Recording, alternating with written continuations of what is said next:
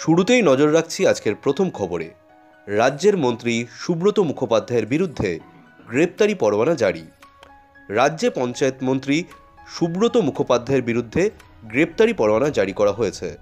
Bidhannagar MLA MP আদালতে গ্রেপ্তারি পরোয়ানা জারি করে 16ই নভেম্বরের মধ্যে তাকে আত্মসমর্পণের নির্দেশ দেওয়া হয়েছে।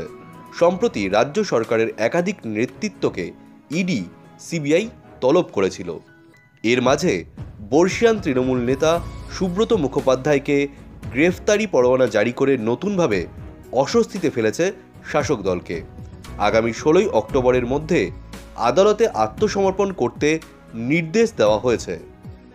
তিনি জানিয়েছেন, অর্ডার হাতে পাননি তিনি। অর্ডার হাতে পেলে তিনি হাজিরা দিয়ে জামিনের আবেদন করবেন। এই বিষয়ে তিনি আরও জানান, এই ঘটনা বামফ্রন্ট আমলের একজন চালক কড়িয়া থানায় তার বিরুদ্ধে এফআইআর দায়ের করে। সেই মামলার আদালত নির্দেশ দিয়েছে তাকে হাজিরার। চলে আসছি আজকের পরবর্তী খবরে। হঠাৎ রাজ্যের নিরাপত্তা ছেড়ে দিলেন দিলীপ ঘোষ। কেন এমন সিদ্ধান্ত? রাজ্য সরকারের দেওয়া নিরাপত্তা ছাড়লেন বিজেপির প্রাক্তন রাজ্য সভাপতি তথা বর্তমানে দলের সর্বভারতীয় সহসভাপতি দিলীপ ঘোষ। অর্থাৎ রাজ্য পুলিশের নিরাপত্তা ছাড়লেন তিনি। রাজ্যকে চিঠি দিয়ে ইতিমধ্যেই তা জানিয়ে দিয়েছেন বিজেপি নেতা। কিন্তু কেন হঠাৎ করে রাজ্যের নিরাপত্তা ছেড়ে দিলেন দিলীপ ঘোষ, তা নিয়ে গুঞ্জন শুরু হয়েছে। তবে দিলীপ বাবুর ঘনিষ্ঠ মহল বলছে, বিজেপির রাজ্য সভাপতি পদ থেকে সরে যাওয়ার ফলেই এই সিদ্ধান্ত নিয়েছেন তিনি। রাজ্য সভাপতি থাকাকালীন গোটা রাজ্যের বিভিন্ন প্রান্ত ঘুরে বেড়াতে হতো দিলীপ ঘোষকে, কিন্তু সম্প্রতি তাকে রাজ্য সভাপতির পদ থেকে সরিয়ে দলের সর্বভারতীয় সহসভাপতি করা হয়। ফলে আগের মতো তাকে আর রাজ্যময় ঘুরতে হবে না। সেই কারণেই রাজ্যের নিরাপত্তা ছেড়ে দিলেন তিনি। প্রসঙ্গত, পশ্চিমবঙ্গ সরকারের তরফে রাজ্যের 2 নিরাপত্তা রক্ষী থাকতেন দিলীপ ঘোষের সঙ্গে। প্রসঙ্গত 2019 সালের লোকসভা ভোটে এ রাজ্যে বিজেপির অভাবনীয় সাফল্যের পেছনে দিলীপ ঘোষের ভূমিকার কথা স্বীকার করেন দলের কেন্দ্রীয় নেতৃত্ব। সেই ভোটের পর বিজেপির তৎকালীন রাজ্য বিজেপির সভাপতি দিলীপ ঘোষের উপর হামলা হতে পারে। কেন্দ্রীয় স্বরাষ্ট্র মন্ত্রকে এমনই রিপোর্ট দেয় গোয়েন্দারা। গোয়েন্দাদের আশঙ্কা ছিল যে কোনো সময় তার উপরে হামলা হতে পারে, এমনকি প্রাণঘাতী হামলারও সম্ভাবনা রয়েছে বলে স্বরাষ্ট্র মন্ত্রকে পাঠানো রিপোর্টে জানানো হয়েছিল।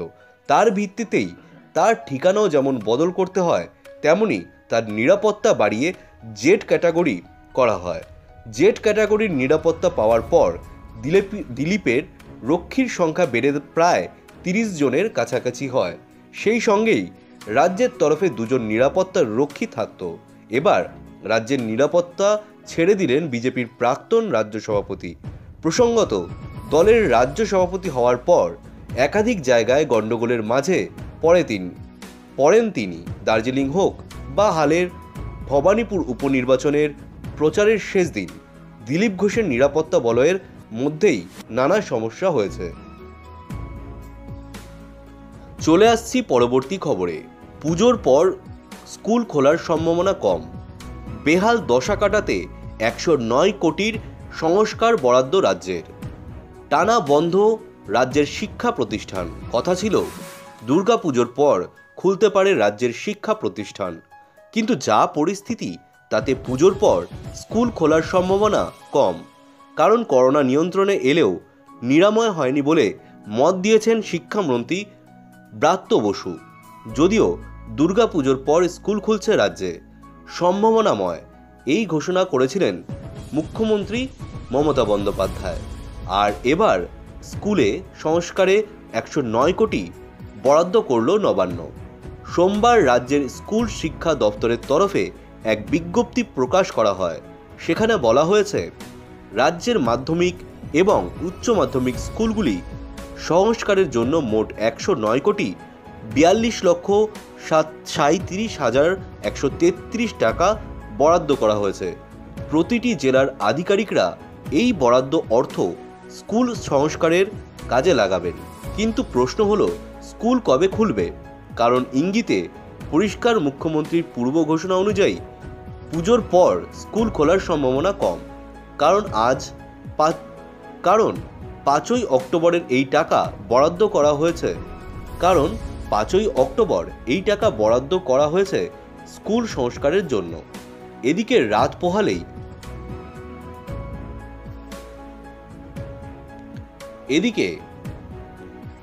সুতরাং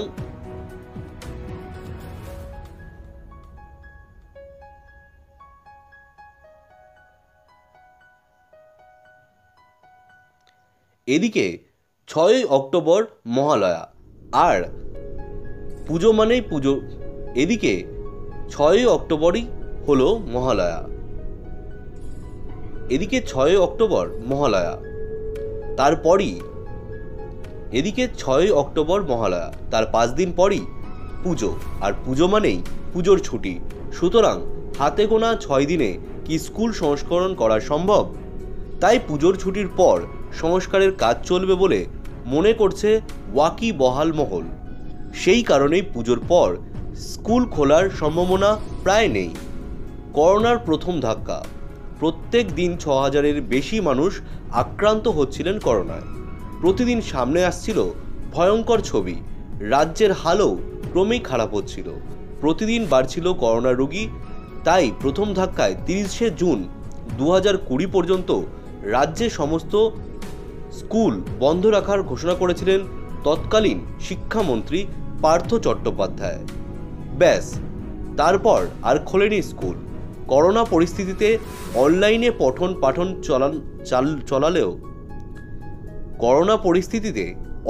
পঠন পাঠন চললেও বিশেষ লাভ হচ্ছে না পড়ুয়াদের। এমনকি সঠিক পরিকাঠামোর অভাবে প্রত্যন্ত গ্রামে এই ব্যবস্থা করা যাচ্ছে না। ফলে সোজা কথায় বলতে গেলে দেশের শিক্ষা ব্যবস্থা করোনার কারণে প্রায় ডকে উঠেছে। এই রকম অবস্থায় করোনার প্রভাব একটু কমে আসলে স্কুল কলেজ খোলার পরিকল্পনা করছে সরকার। চলে আসছি পরবর্তী খবরে। বিনা নোটিশে 3 জন পার্সোনাল অ্যাসিস্ট্যান্টকে বরখাস্ত করলেন লকেট।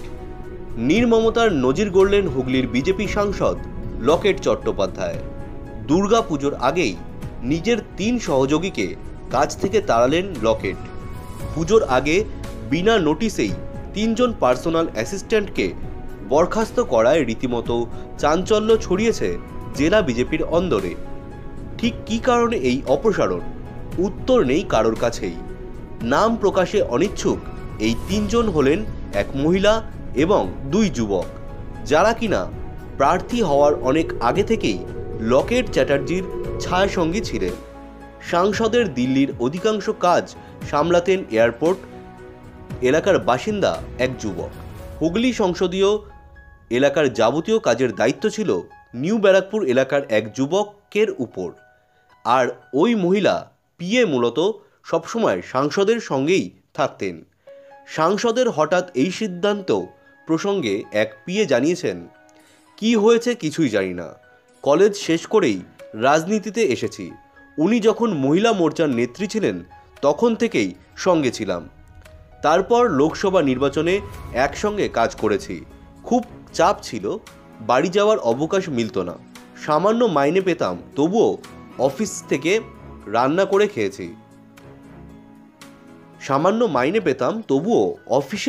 রান্না করে খেয়েছি। দিনরাত পরিশ্রম করেছি। নিজের পয়সায় তেল ভরে বাইক চালিয়ে কাজ করেছি। তার এই প্রতিদান পেলাম। তিনি এও জানিয়েছেন, লকডাউনে জীবনের ঝুঁকি নিয়ে অনেক কাজ করেছি। তখন কেউ ছিল না, সবাই সংক্রমণের ভয়ে বাড়িতেই থাকতো। আমি একাধিকবার বাজার করা থেকে শুরু করে যাবতীয় প্রয়োজনীয় জিনিসপত্র সাংসদের বাড়িতে পৌঁছে দিয়েছি। তখন তার দাদা সুশান্ত চ্যাটার্জিকেও দেখা যায়নি। হঠাৎ গত বিধানসভা নির্বাচনের আগেই সুশান্তবাবু তৃণমূলে থেকে এসে সাংসদের নির্বাচনী এজেন্ট হয়ে যান। একই ঘটনা ঘটেছিল লোকসভা নির্বাচনের আগেও। তখনও তিনি হঠাৎই এসে নির্বাচনী এজেন্ট হয়েছিলেন। কিন্তু লকেটের দাদা তৃণমূল নেতা মদন মিত্রের ঘনিষ্ঠ হিসেবেই পরিচিত। নিজের দাদার কথাই নিজের দাদার কথাতেই উঠতে বসতে শুনেছেন হুগলির সাংসদ লকেট চ্যাটার্জি। নিজের দাদার কথাতেই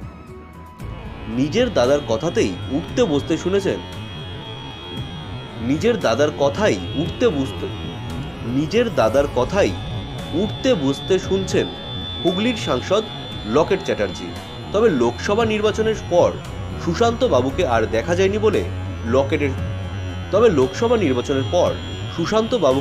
দেখা যায়নি লকেটের সঙ্গে। তবে এবারই ব্যতিক্রম। বিধানসভা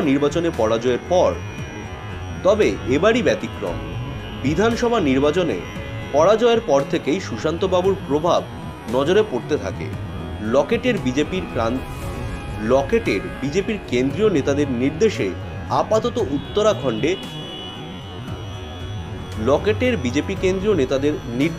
আপাতত উত্তরাখণ্ডে সংগঠনের দায়িত্বে রয়েছেন। তাই বারবার দিল্লি যেতে হয় লকেটকে। তাই সাংসদের অবর্তমানেই তিনি যাবতীয় সিদ্ধান্ত নিতে শুরু করেন। এমনকি সুশান্ত বাবুর বিরুদ্ধে দলীয় নেতৃত্ব, কর্মী সমর্থক থেকে সরকারি কর্মী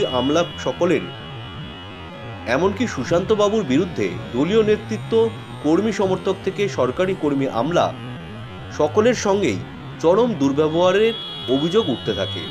তখন তার এই ঔদ্ধত্যকে মেনে নেয়নি অনেকেই। সকলেরই অভিযোগ, অন্যান্য সময় নয়, শুধুমাত্র নির্বাচনের সময়ই কেন আসেন সুশান্ত বাবু, আর এসেই উনি নির্বাচনী এজেন্টও হয়ে যান। আশ্চর্য! এই নিয়ে দুবার এই ঘটনা ঘটেছে। ফলে দলীয় কর্মী সমর্থকদের মধ্যে অনিশ্চয়তা আবহ সৃষ্টি হয়। চলে আসছি পরবর্তী খবরে। মুকুল দল বদলের পর এবার বাড়িও বদলাচ্ছেন। কোন সমীকরণ কাজ করছে নেপথ্যে? 21-এর বিধানসভা নির্বাচনের পর সুপুত্র মুকুল রায় দল বদলেছেন। বিজেপি ছেড়ে ফিরে এসেছেন নিজের দল তৃণমূলে। তারপর তাকে এখনও সে অর্থে সক্রিয় ভূমিকায় দেখা যায়নি। কৃষ্ণনগরে গিয়ে মুখ ফসকে বিজেপির হয়ে সওয়াল করার পর থেকেই মুকুলের রায় একটু পিছনের সারিতে। যদিও এজন্য স্ত্রী বিয়োগে মুকুল রায়ের মানসিক অস্থিরতা ও শারীরিক অসুস্থতাকেই দায়ী করা হয়েছে। এই অবস্থায় মুকুল রায় বাড়ি বদলের সিদ্ধান্ত নিলেন। দল বদলের পর মুকুল রায়ের বাড়ি বদলের সিদ্ধান্ত নিয়েও এবার জল্পনা শুরু হয়েছে। মুকুল রায় নিজের মুখেই জানিয়েছেন, এখনও বাড়ি বদল করিনি, তবে আগামী কয়েকদিনের মধ্যেই বাড়ি বদল হয়ে যাবে। হঠাৎ কেন বাড়ি বদলের সিদ্ধান্ত নিলেন? প্রশ্নের উত্তরে মুকুল রায় বলেন, আমরা বাড়ি বদলের মধ্যে আবার যেন কোনো জল্পনা খুঁজবেন না।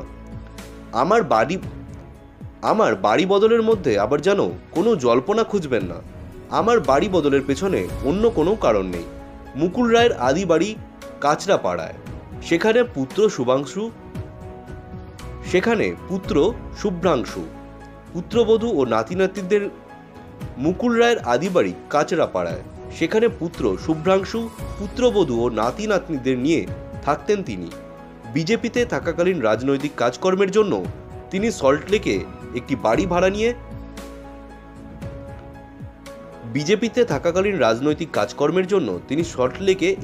ভাড়া নিয়েছিলেন।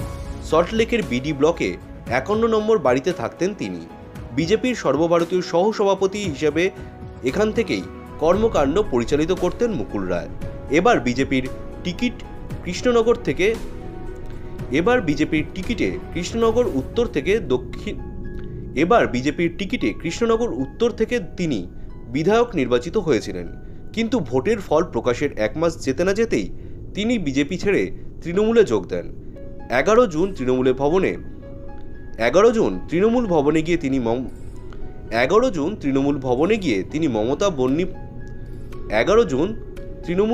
গিয়ে তিনি